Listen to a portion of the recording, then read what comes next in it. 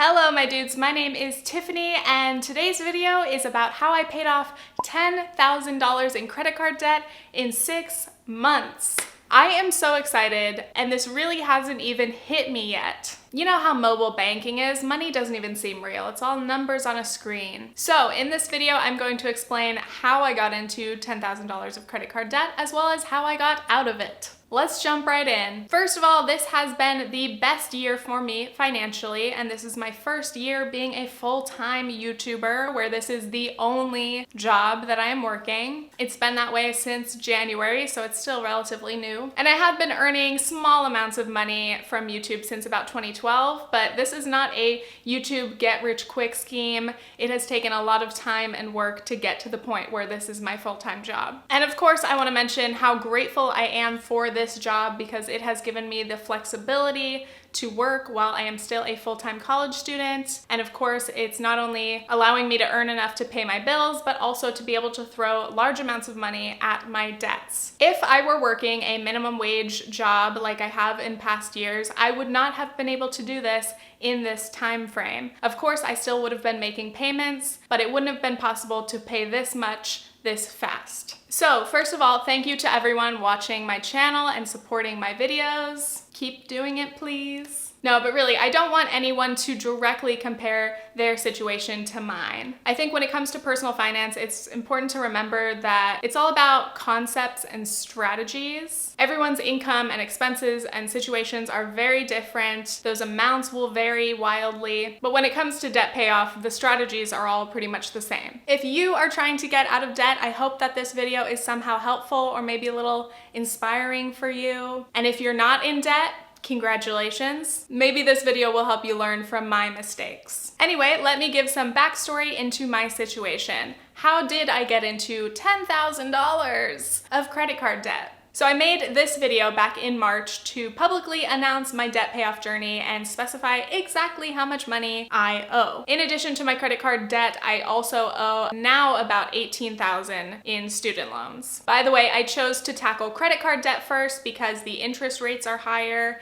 My credit card interest rates averaged about 20%, while my student loan interest rates are about 4%. So I'm 24 now, and I have considered myself to be financially independent pretty much from age 19 when I moved out of the house and went to college. But even before that, since I was 16, I've been working. I bought my own first car, paid for insurance, gas, everything, paid my phone bill, Miss 16-year-old independent. Once I got to college though, my biggest problem was that I just was not making enough money to keep up with my expenses. And that is when I started to rely on credit cards to kind of bridge that gap. And obviously we know those balances can grow really quickly. I used to work regular minimum wage jobs, you know, in food service, childcare, work-study jobs on campus. I made about $15,000 in 2016, and then in 2017, I studied abroad and couldn't work. And then that summer, I worked at a summer camp, which did not pay much. It's more of an experience. And in 2017, I only earned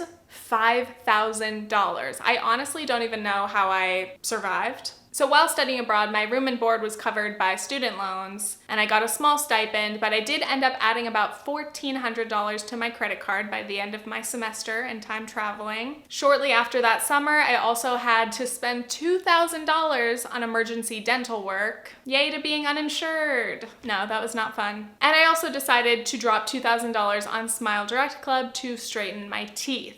I definitely did not have the money for that at the time, but I was just sick of being insecure about my teeth, and honestly now, very worth it to me. I'm glad I did it then. But then of course, studying abroad was amazing, but it also costs a lot of money, and it definitely added to my student loan debt and my credit card debt. But again, I think it was worth it. I mean, I would not regret that experience ever. So yes, looking back, about $5,500 of my $10,000 credit card debt happened in just 2017. I had always been conscious of my debt, and I always made my payments on time every single month. But by like early 2018, I was 22 and I just still wasn't earning very much money. Actually, before this year, I had never earned more than $22,000 in a year before taxes. And my credit card payments were annoying, of course, but I was kind of used to just paying them, and I had no idea how much money I was actually wasting. I did the math just recently, and in 2018 alone, I paid $1,587 in interest across 4 cards. Want to know how much I earned that year? Just about $20,000 before taxes. So the amount of interest that racked up on my credit cards was over 12% of my entire annual income. That is insane. Clearly, I needed to pay this off, and I knew that I was not gonna live with this debt forever. So now I'm gonna tell you a few basic steps for paying off credit card debt and what my actual process was like. Step 1, you've got to get serious and commit. This is honestly the hardest part. A lot of us can live with debt.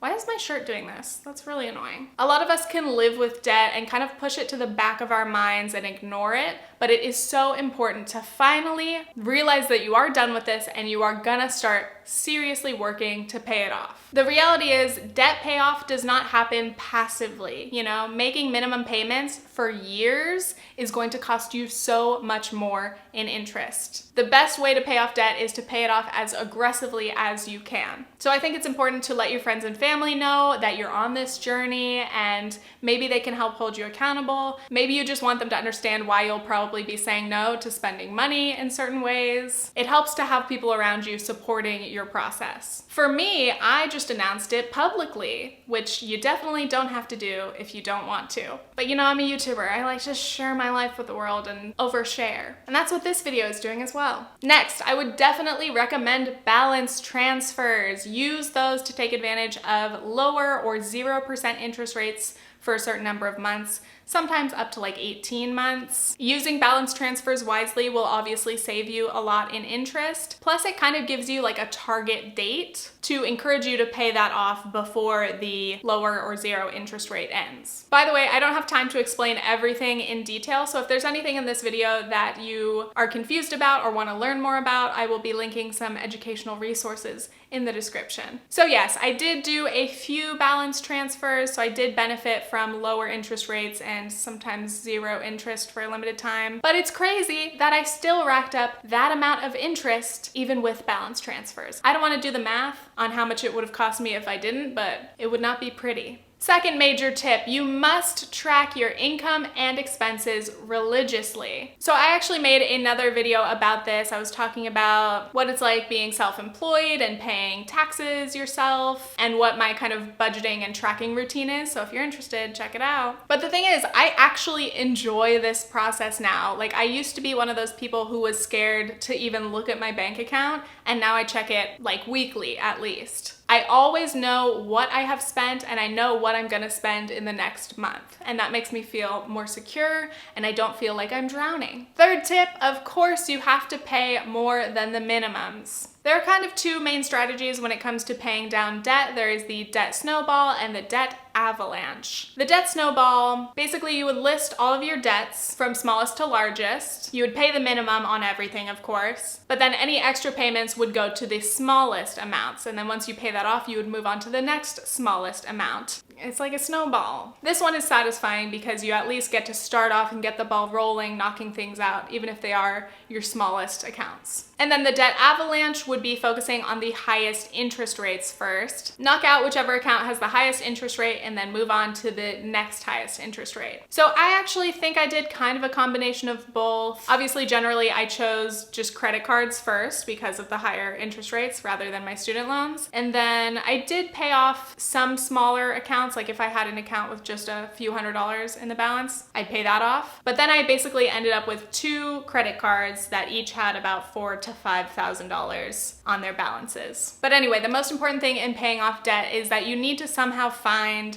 extra money to be able to throw at those payments, whether it's an extra $50, $100, $500, whatever you can spare, you need to put it toward your debt first. Basically, if I ever had a certain amount in my checking account, say over like $2,000, I would take everything over that amount and put it toward debt. So where do you find that extra money? Well, there are 2 basic strategies. Either you can cut your spending or you can make more money. And of course, you could do both. For me, I've definitely gone down the make more money route. I explained that in the past, I simply was not making enough money to cover my expenses, let alone have extra money to pay towards debt. So I knew that one way or another, I would need to make more money. I'm still, of course, very mindful of my spending, but I do not have like a strict budget. I still travel because I have to fly across the country to see my family, and that's kind of non-negotiable for me. And I do like to treat myself in other kind of smaller ways. But there are some financial gurus who will tell you that you need to cut out everything in your life that is not a necessity. Like Dave Ramsey will tell you to eat beans and rice and beans. Other gurus will tell you that your $5 daily coffee is ruining your finances. The thing is, for some people, being extra strictly frugal can work. But for me, I knew that if I cut out everything that brought me joy and tried to live on a super strict budget, I would just end up miserable and I would hate the process, and if anything, that might cause me to fail. I definitely could have cut down on certain things, but I probably would have only paid off my credit cards like a month early. And to me, that just wouldn't have been worth making the whole process less enjoyable. I mean, let's face it, paying off debt is not fun. You've got to get through it somehow, and you've got to make it something that you can sustain in the long run. Like, I like my Regal Unlimited movie pass. I like going to Starbucks a couple times a week, but at the same time, I don't like go out, so I save a lot of money that I otherwise would spend on entertainment or drinks. This is why it's important to look at your spending and look at your budget and figure out what works for you. What are your priorities? What are the things that you're willing to spend money on that make you happy, and what things are you willing to cut back on? But anyway, yes, in my situation, increasing my income was a hugely essential element. Make more money. It's that easy, isn't it? No. YouTube is definitely unpredictable, and I'll admit that a lot of my increased income this year has come from just being lucky and a couple of videos doing really well randomly. So if you want to support me, you can like and comment on this video so that the algorithm will bless me. And if you're enjoying this video, I mean, you could subscribe. It's not like we're trying to get to 300,000 subscribers or anything. Seriously though, having YouTube be like my only source of income is interesting because it does fluctuate wildly. Some months my only paycheck is my big Google AdSense payment. And then other months I'll get AdSense plus maybe sponsorship paychecks. So based on my earnings in the first few months of this year, I had estimated that I was gonna make maybe $40,000 this year, which is about $3,000 a month before taxes. And remember, I have to pay taxes plus self-employment taxes, so my taxes are higher than if you had a job that takes your taxes out for you. But I have had some better than average months which have raised my income, and now I'm estimating that I'm gonna make over $60,000 this year, which averages to about $5,000 a month, again, before taxes. Overall, it's very cool. I mean, again, I've never made more than like $20,000 in a year, so I'm like, wow, making that coin, throwing it to the banks.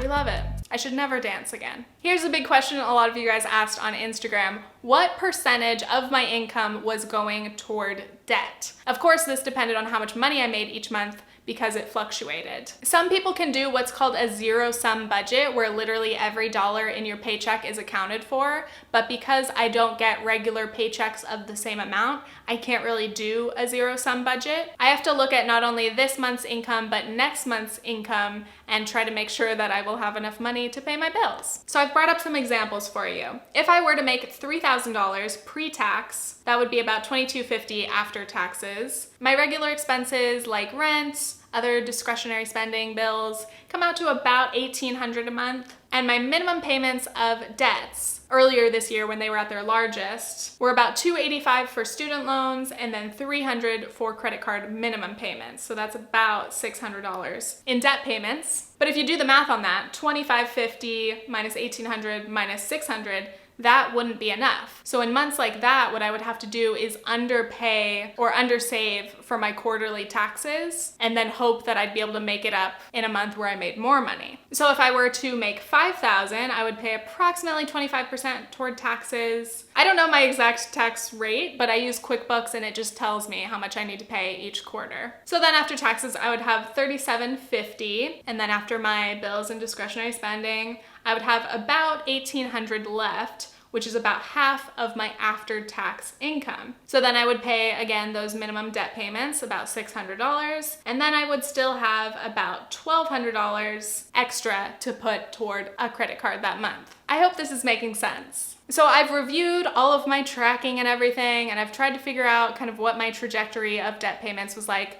Basically, most of my debt payment progress has happened since June, and I've been able to make a few big chunk payments to slowly knock down my balances month by month. These were my total credit card balances by the end of each of these months. June was still at 10,000. So even from March, when I made that first video, to June, I didn't really make any progress. Then July, I was at 4,100. So I made a huge chunk that month somehow. August, 3,100, September, 2,965, and finally October, 0. That's still very surreal for me to say. Like, I'll see it when I believe it, or I'll believe it when I see it. And I have seen it, and I guess I still don't believe it. I'm not making sense. So anyway, that pattern of debt payment probably looks quite erratic, but what happened was I was so excited about paying more toward my debts that I was kind of neglecting my taxes, my quarterly estimated taxes. So I was paying too much toward my debt and not saving enough for my taxes. And I realized that about halfway through the year. I was like, okay, I've got to pause the extreme payments, focus on catching up on my taxes, and then continue. So that's what I did. It's so hard to pay your own taxes yourself. Like when it's taken out of your paycheck, you're like, okay, fine. But to do it yourself, to get that money in your bank account, look at it and go, bye to 25 to 30% of you,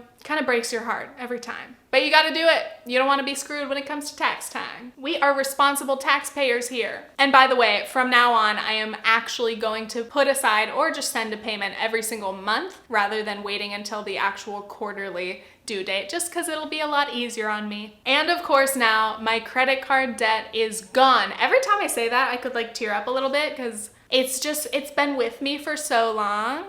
My debt and I have just been so interconnected. No, really, I'm very proud of myself. Can I tell you guys a secret? My hype song regarding my debt payoff journey is Gimme by Banks. Listen to it. It's about getting what you want, what you deserve. And I've listened to it a shameful amount of times, fantasizing about this moment. And here I am, $10,000 in debt lighter. And it feels great. Oh, I just cracked my hip.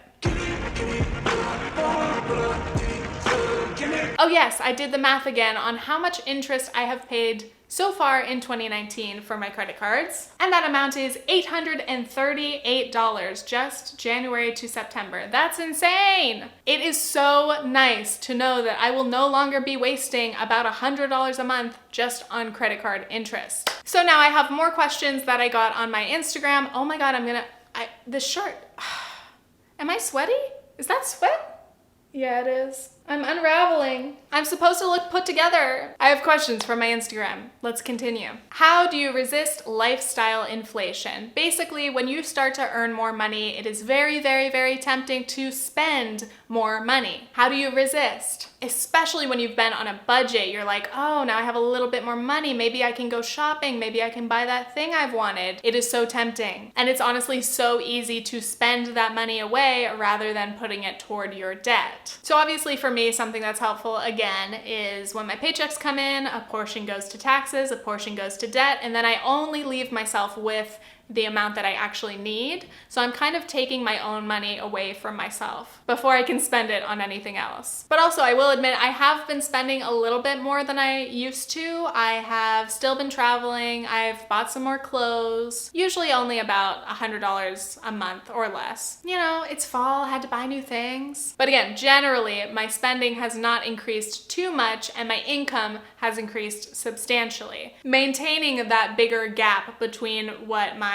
expenses are and how much money I'm making is obviously the difference. How do you stay motivated during your debt payoff journey? For me, I love to watch and consume a lot of financial content, and of course, tracking my spending does help me. In terms of financial content, I watch The Financial Diet, Asia Dang for her college debt payoff journey. Sarah Nurse makes a lot of finance related videos about how to be responsible, how to save. Great stuff. Occasionally, I'll watch a little bit of Dave Ramsey if I want some honestly, if I want to see people who are in like a much worse situation than me. That's when I watch Dave Ramsey. I also watch a lot of those like millennial money, like how people spend their money type of videos, because now I have become obsessed.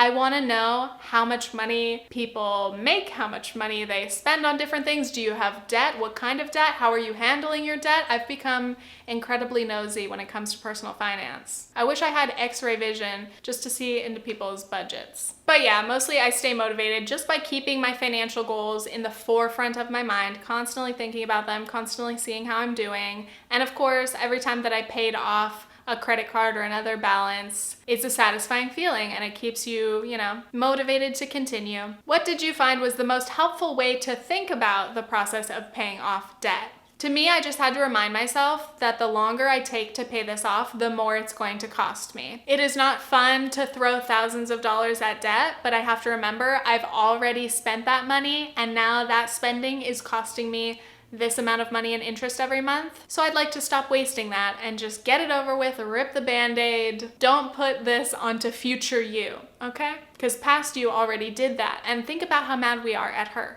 No, I like her. I'm really getting lost.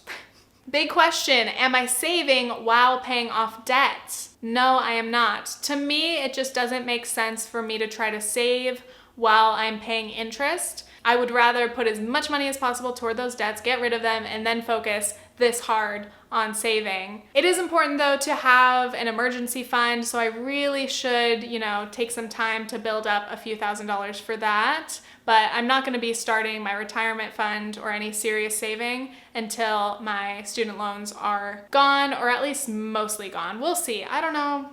I feel like I just want to get rid of the student loans altogether and then move on to the next thing. It feels like a clean break. What is next? As I was just saying, exact same strategy, but with my student loans. And specifically, I'm going to try to pay off my Parent Plus loans first, just to help my parents' credit so that they don't have to worry about it anymore. And then I will focus on my own loans. So I've got updates on that too. I've actually already paid a good amount of my total student loan balance off, and I didn't even really realize it. And my current school, because I transferred, my current school's financial aid package covers the entire cost of my tuition and fees and everything. So I have not had to take out additional loans, and that has been major. If I had stayed at my first university, I would have graduated last year, but I also would have graduated with over $40,000 of debt. So, progress. I did actually specifically pay off a Perkins loan. It only had about $500 left on the balance, and it was like a separate thing to the rest of my loans. So I just wanted it gone, so I paid that off. The total for all of my student loans were $27,405. Back in March, the total was $20,747. So now I'm at $18,606. Hell yeah. It seems a little bit crazy to cheer for that amount of debt. It's still a lot, but seeing that I've already just paid off $10,000 in credit card debt and that I've almost already paid off $10,000 of my student loans is amazing to me. That is really exciting, and I do want to be proud of myself and see how far I've come, and I'm just gonna keep on trucking. How has your credit score changed? I literally just paid off the last balance of my cards like 2 days ago, so I don't think my credit score has been updated since then, but I did use the Credit Karma simulator thing, and it says that my score will go up to about 750-ish, and I can't actually remember what my credit scores have been in the past. I feel like they were in the good range. So I think maybe it's gone from like a 650 to like 750. I'm very happy with that. I'm a big geek about my credit score. I want excellent. I want to hit 800, baby. We're gonna get there someday. Did you still use credit cards while paying them down? Yes, I did. It sounds kind of counterintuitive. I have a Starbucks card and I have an Amazon card, so I did use those because they're only for like small purchases and the rewards are kind of worth using it. But no, for most of this year, I pretty much paid everything with my debit card. And now, recently I've actually gotten a new airlines reward credit card. So I'm trying to transition to using credit cards the smart way, where you use them to max out rewards and then pay them off in full every month and don't pay interest. So yeah, some people when they pay off their credit cards kind of want to cut them all up and burn them and never use them again. I can see how people might need to do that or might feel like that's better for them, but for me, I think I can responsibly use them and not get carried away. I want to take full advantage of the possible rewards, you know? But I do find it intimidating to think of paying off an entire month's spending all at once. So what I like to do is I kind of pay off my credit card balance like every week or two. That might seem like overkill, but to me that's easier. And then when I look at my checking balance, it's more realistic rather than having a lot of money in my checking and being like, oh cool, I have money. And then looking at my credit card balance and being like, psych, that's all going to my credit card. So yeah. And last question, what do you recommend for younger people regarding credit cards and student loans? So I have given a good bit of advice to my younger brother because he's currently a sophomore in college. And generally I would recommend that like 18-year-olds get their first credit card. I know some people are scared of it because they think they're gonna max it out, or I don't know, you might. But I think that for the sake of your average credit age, it's best to get a credit card as soon as you can as an adult, just to start aging that credit. But also I think it is important to learn how to use it responsibly, learn about credit, understand how you can use it to your advantage. And then of course I would recommend, if young people are getting credit cards, to actually pay them off. Unlike myself, don't make my mistakes. But again, I don't really regret a lot of my spending because so much of it was just necessary for me. I had no other options. When you're 19 and not making much money and you need to pay for bills and you need to buy food and you're not relying on your parents and you're not taking any money from your parents, I mean, what can you do? Sometimes you're desperate. So that's what I did. And I don't know what I would have done if I couldn't have used my credit cards. I wouldn't have had any other options, really. But that is why as soon as I was able to, I started this journey of aggressively paying them off. So rather than ignoring my credit cards for another 5 years, I have taken these steps to make up for my past irresponsibility or mistakes.